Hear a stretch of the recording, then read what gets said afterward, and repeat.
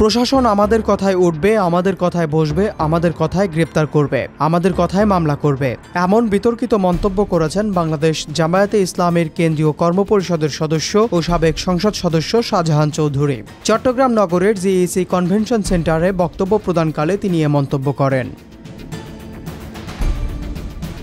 তিনি আরও বলেন, জামায়াতে ইসলামীর জন্য আজকের এই সুযোগ ভবিষ্যতে আর আসবে না। দুর্নীতির টাকা বাদ দেন, পার্শ্ববর্তী দেশ হিন্দুস্তান থেকে বস্তা বস্তা টাকা দেশে ঢুকবে আর অস্ত্র ঢুকবে। ওই অনুষ্ঠানে শাহজাহান চৌধুরী কেন্দ্রীয় নেতা মোহাম্মদ শাহজাহানের দৃষ্টি আকর্ষণ করে বলেন, যার যার নির্বাচনী এলাকায় প্রাইমারি স্কুলের মাস্টারকে দাঁড়িপাল্লার কথা বলতে হবে, উচ্চ মাধ্যমিক বিদ্যালয়ের সমস্ত শিক্ষককে দাঁড়িপাল্লার কথা বলতে হবে।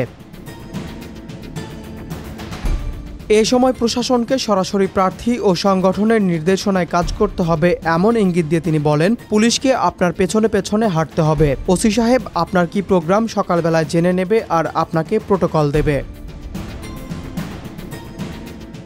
এ সময় তিনি দলীয় সংগঠন থাকলেও নির্বাচনের সাফল্যের জন্য জনগণের অংশগ্রহণ অপরিহার্য উল্লেখ করে বলেন, আমাদের মৌলিক ভিত্তি হলো সংগঠন, কিন্তু জনগণকে যদি জায়গা দিতে না পারেন তাহলে নির্বাচনে বিজয়ী হওয়া কঠিন।